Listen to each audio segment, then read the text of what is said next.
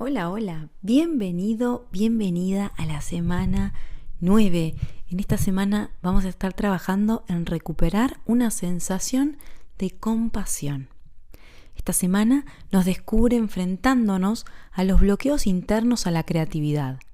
Puede resultar tentador abandonar el barco en este punto.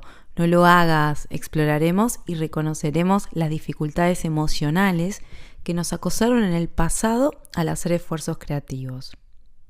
Nos dedicaremos a sanar la vergüenza por los fracasos pasados. Ganaremos en compasión a volver a ser padres del niño artista asustado que ansía logros creativos. Aprenderemos a usar herramientas para deshacer bloqueos emocionales y asumir riesgos renovados. Miedo.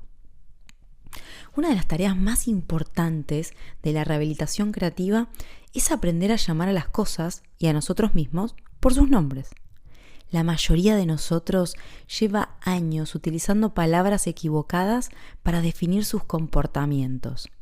Hemos querido crear y hemos sido incapaces de crear, y a esa incapacidad la hemos llamado pereza. Esto no es solo inexacto, además es cruel. La exactitud y la compasión nos van a servir mucho más. Los artistas bloqueados no son perezosos, están bloqueados. Estar bloqueado y ser un vago son dos cosas diferentes. Lo típico es que el artista bloqueado gaste una gran cantidad de energía, pero no de una forma visible. El artista bloqueado gasta energía en odiarse a sí mismo, en reproches, en dolor y envidia. El artista bloqueado gasta energía en dudar de sí mismo. El artista bloqueado no sabe cómo empezar a dar pasitos de bebé. Lo que hace es pensar en términos de grandes tareas imposibles y aterradoras. Una novela, un largometraje, un monólogo, una ópera. Cuando estas grandes tareas no se logran, cuando ni siquiera se empiezan, el artista bloqueado lo llama pereza. No llames pereza a la incapacidad para empezar, llámalo miedo. Miedo es el verdadero nombre de lo que aflige al artista bloqueado. Puede ser miedo al fracaso o miedo al éxito. Lo más frecuente es que sea miedo al abandono. Este miedo hunde sus raíces en la realidad infantil. La mayoría de los artistas bloqueados intentaron convertirse en artistas en contra de los mejores deseos de sus padres, o bien en contra del juicio de sus padres. Para un niño, esto supone un gran conflicto. Enfrentarte abiertamente a los valores de tus padres significa que será mejor que sepas lo que te haces. Si tanto daño vas a hacer a tus padres, será mejor que seas un gran artista.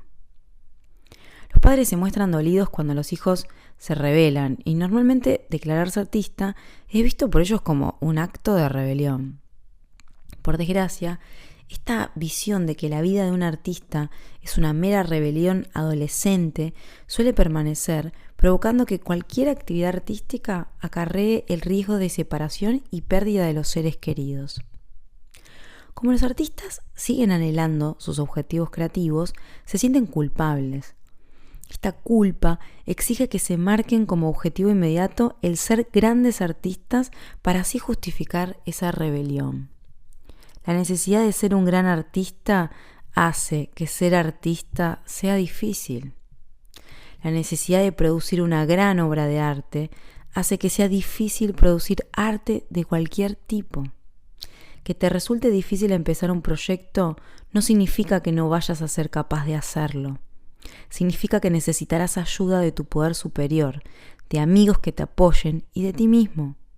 Antes de nada, debes darte permiso para empezar por lo pequeño y dar pasitos de bebé. Y esos pasitos deben tener recompensa. Establecer objetivos imposibles crea un miedo enorme, cosa que provoca aplazamiento, a lo que llamamos erróneamente pereza. No llames pereza al aplazamiento, llámalo miedo. El miedo es lo que bloquea a los artistas, el miedo a no ser lo bastante bueno, el miedo a no terminar, el miedo al fracaso y al éxito, el miedo a no empezar en absoluto. Solo hay una cura para el miedo: el amor. Utiliza el amor por tu artista para curar tu miedo. Deja de tratarte a gritos, sé amable, llama al miedo por su nombre. Entusiasmo. Ser un artista debe de exigir muchísima disciplina. Es una frase que nos dice a menudo gente con buena intención, personas que no son artistas, pero desearían serlo. ¡Qué tentación! ¡Qué seducción! Nos invitan a pavonearnos ante un público que nos admira, a representar esa imagen tan heroica, espartana y falsa. Como artistas, basar nuestra imagen en la disciplina militar es peligroso.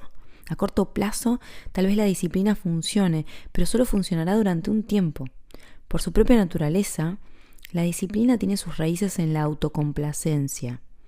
Piensa en la disciplina como en una pila. Resulta útil, pero no dura mucho. Nos admiramos por ser tan maravillosos. La disciplina en sí misma y no el flujo creativo se convierte así en el objetivo. La parte de nosotros que mejor crea no es un autómata tenaz y disciplinado que funciona a base de fuerza de voluntad con un repetidor de orgullo que le sirve de refuerzo. Eso es operar a base de pura voluntad. Ya conocés la escena. Levantarte al alba con precisión militar, hacer el saludo ante la mesa, el lienzo, el tablero, el dibujo. En un corto espacio de tiempo, ser artista requiere entusiasmo más que disciplina. Y el entusiasmo no es un estado emocional, sino un compromiso espiritual, una rendición amorosa a nuestro proceso creativo, un reconocimiento de toda la creatividad que nos rodea. El entusiasmo, que viene del griego lleno de Dios, es una fuente de energía continua que conecta con el flujo mismo de la vida. El entusiasmo se basa en el juego, no en el trabajo. Lejos de ser un soldado con el cerebro embotado, nuestro artista es en realidad el niño interior, nuestro compañero de juegos interno. Como con todos los compañeros de juego, es la alegría, no el deber, lo que construye un vínculo duradero. Cierto, nuestro artista puede levantarse al amanecer para saludar al ordenador o al caballete en la quietud de la mañana. Pero este hecho tiene más que ver con el amor de un niño por la aventura secreta que con una férrea disciplina. Lo que otras personas ven como disciplina es en realidad quedar para jugar con nuestro niño artista. Quedamos a las 6 de la mañana y tonteamos con ese guión, esa pintura, esa escultura. La mejor manera de atraer a nuestro niño artista hacia el trabajo es tratarlo como si fuera un juego. La pintura es un material pegajoso y estupendo. 60 lápices afilados son divertidos. Hay escritores que desprecian un nuevo ordenador por el placer del traqueteo de una robusta máquina de escribir que avanza trotando como un pony. Para trabajar bien, a muchos artistas les resulta mejor considerar sus lugares de trabajo como lugares de diversión. Pósteres de dinosaurios, juguetes del todo a 100, diminutas lucecitas de Navidad, monstruos de papel maché, cristales colgantes, un ramito de flores, un acuario. A pesar de lo atractiva que resulta la idea de una celda inmaculada de severidad monacal, para nuestra concepción romántica de lo que es un auténtico artista, la verdad con la que trabajar tal vez sea algo menos sencilla. La mayoría de los niños pequeños se aburrirían como tontos en una habitación vacía y desnuda. Nuestro niño artista no es una excepción. Recuerda que el arte es un proceso y se supone que el proceso tiene que ser divertido. Para nuestro propósito, la frase «el viaje es siempre el único punto de llegada» puede interpretarse como que nuestro trabajo creativo es en realidad nuestra creatividad misma, puesta en juego en el campo del tiempo. En el corazón de ese juego está el misterio de la alegría. Giros creativos de 180 grados. La rehabilitación del bloqueo artístico, como la rehabilitación de cualquier enfermedad o lesión grave, requiere de un compromiso con la salud. En algún momento debemos hacer la elección activa de abandonar los placeres y alegrías reservados al inválido emocional. Un artista productivo es bastante a menudo una persona feliz. Esta idea sobre uno mismo puede resultar muy amenazante para quienes están acostumbrados a satisfacer sus necesidades a través de la infelicidad. Me encantaría, pero verás, es que tengo miedos que me paralizan. Es una frase que puede reportarnos mucha tensión. Se nos ofrece más empatía si somos artistas tullidos que si somos artistas funcionales. Los que estamos enganchados a la empatía de los demás en lugar de a la creatividad, podemos vernos cada vez más amenazados a medida que nos vamos volviendo más funcionales. Muchos artistas en rehabilitación se sienten tan intimidados que se embarcan en giros de 180 grados y se sabotean a sí mismos.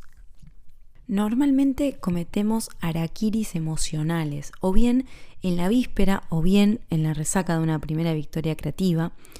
El resplandor del éxito, un poema, un papel, una canción, un relato, una película, cualquier éxito, puede mandar corriendo de vuelta a la cueva del derrotismo a un artista en rehabilitación. Estamos más cómodos siendo víctimas del bloqueo del artista que arriesgándonos a ser productivos y sanos. Un giro artístico de 180 grados llega a lomos de una repentina ola de indiferencia. Saludamos nuestro producto recién estrenado o nuestro delicioso proceso con un «bah, ¿de qué sirve? Solo es un principio. Todo el mundo va muy por delante de mí». Sí, y así seguirán si dejamos de trabajar. De lo que se trata es de que nos hemos desplazado a años luz de donde estábamos cuando nos encontrábamos bloqueados.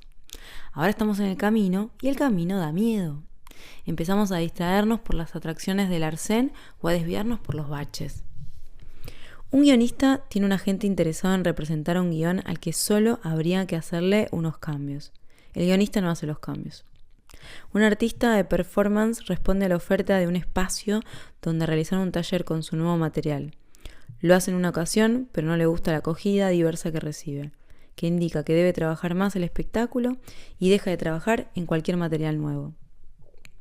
A un actor le dicen que prepare fotos nuevas de primer plano y vuelva a la oficina de un prestigioso agente. No se hace las fotos y no vuelve a ver a la gente. Una actriz y productora con un sólido guión recibe una oferta de un estudio para desarrollar su proyecto. Le encuentra problemas al contrato y entonces abandona el proyecto por completo. A un pintor le ofrecen participar en una exposición colectiva que sería su primera exposición, pero se ensarza en una discusión con el galerista. Un poeta lee unos poemas ante un público que le otorga una gran acogida en una reunión de barrio. En lugar de seguir a este nivel, haciendo acopio de fuerzas, el poeta se apunta a un slam, una especie de torneo de boxeo para poetas en el que los jueces no son poetas. Pierde y deja de leer en público. Un letrista empieza a colaborar con un nuevo compositor y la música que hacen juntos es estupenda. Hacen una maqueta con 3 canciones y reciben una entusiasta acogida, pero luego dejan de trabajar completamente. Una fotógrafa en ciernes se siente muy animada por el interés que su profesor muestra por su trabajo. Luego estropea un rollo al revelarlo y abandona la clase, aduciendo que era aburrida.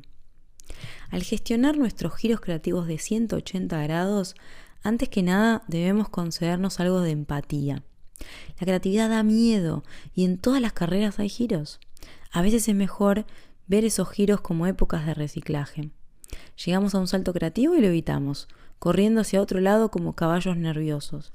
Y acto seguido, damos un par de vueltas al prado antes de volver a intentar saltar la valla. Lo típico cuando damos un giro creativo de 180 grados es que sintamos una doble vergüenza. Primero, por nuestro miedo y segundo, por nuestra reacción a ello. De nuevo, dejadme decir que ayuda a recordar que todas las carreras los tienen. Cuando estaba en mitad de la treintena, pasé 2 años cubriendo la sección de arte del Chicago Tribune. En calidad de reportera entrevisté a Akira Kurosawa, Kevin Kline, Julie Andrews, Jane Fonda, Blake Edwards, Sidney Pollack, Sissy Spacek y a unos 50 personas más. Hablé con la mayoría de ellos sobre el desánimo, cosa que significaba dialogar con ellos sobre giros de 180 grados. La capacidad de evitar o recuperarse de giros creativos de 180 grados era un rasgo tan distintivo de sus carreras como el talento mismo. Una carrera creativa de éxito siempre se construye sobre los fracasos creativos exitosos. El truco radica en sobrevivir a ellos. Ayuda a recordar que incluso los artistas más ilustres han dado en algún momento giros creativos de 180 grados. Blake Edwards ha dirigido algunas de las comedias más graciosas y de más éxito de las últimas 3 décadas. Y sin embargo, pasó 7 años de exilio autoimpuesto en Suiza porque un guión que él creía que era el mejor de cuantos había escrito le fue arrebatado en la preproducción cuando su visión del material se apartó de la que tenía la estrella que habían contratado para darle lustre. Despedido de su propio proyecto, Edwards se quedó sentado en el banquillo viendo cómo su querida película era rodada por otras personas y gravemente estropeada. Como una pantera herida, Edwards se retiró a los Alpes a lamarse las heridas. Terminó dirigiendo 7 largos años más tarde, cuando llegó a la conclusión de que la creatividad y no el tiempo curaría mejor sus heridas creativas. Aferrado a esta filosofía, se ha caracterizado desde entonces por una decidida productividad. Hablando conmigo acerca de este tiempo muerto, se mostró compungido y dolido por el tiempo que le había costado recuperarse. Ten compasión. Los giros creativos de 180 grados nacen del miedo, ya sea del miedo al éxito o del miedo al fracaso. Realmente no importa cuál. El resultado neto es el mismo. Para recuperarse de un giro creativo o de un patrón que implica muchos giros creativos, debemos admitir primero que éste existe. Sí, reaccioné de manera negativa al miedo y al dolor. Sí, necesito ayuda. Piensa en tu talento como en un potro joven y asustadizo que estás educando. Este caballo tiene mucho talento, pero también es joven, nervioso y con poca experiencia. Cometerá errores, se asustará ante obstáculos que no haya visto antes. Puede incluso que se desboque, que intente tirarte, que se finja lesionado. Tu trabajo como jinete creativo es conseguir que tu caballo siga avanzando y convencerle de que termine el recorrido. En primer lugar, observa cuáles son los obstáculos que tanto asustan a tu caballo. Puede que descubras que ciertos obstáculos dan mucho más miedo que otros. Un salto de agente puede que te dé mucho más miedo que un salto de taller. Un salto de crítica puede irte bien, mientras que un salto de reescritura le da un pavor mortal a tu talento. Recuerda que en una carrera de caballos hay otros caballos en la pista. Un truco que utilizan los jinetes con experiencia es colocar un caballo novato detrás de un caballo más maduro, más tranquilo y más acostumbrado. Tú también puedes hacer eso. ¿A quiénes conozco que tengan un agente? Pregúntales cómo lo consiguieron. ¿A quiénes conozco que hayan hecho una reescritura de éxito? Pregúntales cómo se hacen. ¿Conozco a alguien que haya sobrevivido a una crítica salvaje? Pregúntale qué hizo para sanarse. Una vez que admitimos que necesitamos ayuda, esta llega. El ego siempre quiere reivindicar su autosuficiencia. Prefiere posar como un creador solitario que pedir ayuda. Pídela de todas maneras. Bob era un joven y prometedor director cuando rodó su primer documental. Era una película corta, muy poderosa, sobre su padre, obrero en una fábrica. Cuando terminó un primer montaje, Bob se lo enseñó a un profesor, un gran realizador que se encontraba bloqueado. El profesor se lo destrozó. Bob abandonó la película, metió la película en cajas, metió las cajas en el sótano y la olvidó hasta que ese sótano se inundó.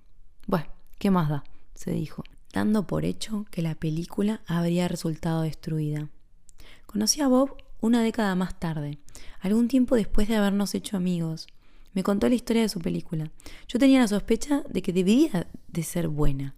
Está perdida, me dijo. Incluso el laboratorio perdió el metraje que le di. Hablando sobre la película, Bob se vino abajo y rompió su bloqueo. Empezó el duelo por su sueño abandonado. Una semana más tarde, Bob recibió una llamada del laboratorio. Es increíble, encontraron el metraje, me contó. A mí no me sorprendió demasiado. Creo que el creador mantiene un ojo pendiente de los artistas y estaba protegiendo esa película. Animado por su novia, que era guionista y ahora es su mujer, Bob terminó su película y ahora preparan juntos un segundo documental muy innovador. Si estás enfrentando un giro creativo, hazte esta pregunta. ¿A quién puedo pedirle ayuda sobre este giro? Y empieza a consultar. Hacer saltar los bloqueos por los aires. Para trabajar con libertad en un proyecto, un artista debe estar, al menos en la práctica, libre de resentimiento, ira y de resistencia, miedo. ¿Qué queremos decir con eso? Queremos decir que cualquier barrera enterrada que podamos tener ha de ser aireada antes de proceder con el trabajo. Lo mismo sirve con cualquier compensación soterrada que tenga el no trabajar, pues los bloqueos no suelen ser misteriosos. En realidad son defensas artísticas reconocibles contra lo que se percibe, correcta o incorrectamente, como un entorno hostil. Recuerda, desde un punto de vista creativo, tu artista es un niño. Se enfunfuña, coge berrinches, alberga resentimientos y miedos irracionales. Como la mayoría de los niños, tiene miedo a la oscuridad, al hombre del saco y a cualquier aventura que no dé un miedo que pueda controlar. Como progenitor y guardián de tu artista niño, como su hermano mayor, defensor y compañero, tu labor consiste en convencer a tu artista de que es seguro salir a jugar, a trabajar. Al comenzar cualquier proyecto nuevo, es buena idea hacerle a tu artista unas pocas y sencillas preguntas. Estas preguntas te ayudarán a eliminar los espantajos habituales que se sitúan entre tu artista y el trabajo. Estas mismas preguntas, hechas cuando agobia el trabajo o cuando se hace difícil, suelen actuar destatacando el flujo obstruido. 1. Haz una lista de cualquier resentimiento, ira que puedas tener en relación con este proyecto. No importa lo ínfimo, lo melindroso o lo irracional que puedan parecer estos resentimientos para tu ser adulto. Para tu artista niño son importantes, son rabias. Por ejemplo, me da rabia haber sido el segundo artista al que llamaron, no el primero, siendo yo el mejor. Le tengo rabia a ese editor, sus correcciones solo son menudencias. Nunca dice nada agradable, me da rabia trabajar para este idiota, nunca me paga a tiempo. 2. Pide a tu artista que haga una lista de todos los miedos sobre el proyecto o sobre cualquiera involucrado en él. De nuevo, estos miedos pueden ser igual de tontos que los de un niño de 2 años. No importa que no tengan base para el ojo adulto. Lo que importa es que son monstruos aterradores para tu artista. Por ejemplo, tengo miedo de que el trabajo me salga una porquería y que no sepa hacerlo. Tengo miedo de que el trabajo salga bien y ellos no sepan verlo. Tengo miedo de que todas mis ideas sean tópicas y pasadas de moda. Tengo miedo de que mis ideas sean adelantadas a su tiempo. Tengo miedo de morirme de hambre. Tengo miedo de no terminar nunca. Tengo miedo de no empezar nunca. Tengo miedo de que me dé vergüenza. Ya tengo vergüenza. Y la lista continúa. 3. Pregúntate si eso es todo. ¿Has dejado fuera algún miedito? ¿Has suprimido alguna ira estúpida? Ponla sobre el papel. 4. Pregúntate qué ganas si no haces este trabajo. Por ejemplo, si no escribo esta pieza, nadie la detestará. Si no escribo esta pieza, el imbécil de mi editor se preocupará. Si no pinto, ni esculpo, ni canto, ni bailo, puedo criticar a otros, sabiendo que yo podría hacerlo mejor. 5. Haz tu trato. El trato es, vale, fuerza creativa. Tú ocúpate de la calidad, yo me ocuparé de la cantidad. Fírmalo y cuélgalo en la pared. Unas palabras de advertencia. Este ejercicio es muy poderoso. Puede hacerle un daño mortal al bloqueo creativo. Ok, y hasta acá la semana 9, donde trabajamos en recuperar una sensación de compasión. A continuación, te vamos a estar dejando las actividades de esta semana. Nos vemos la próxima.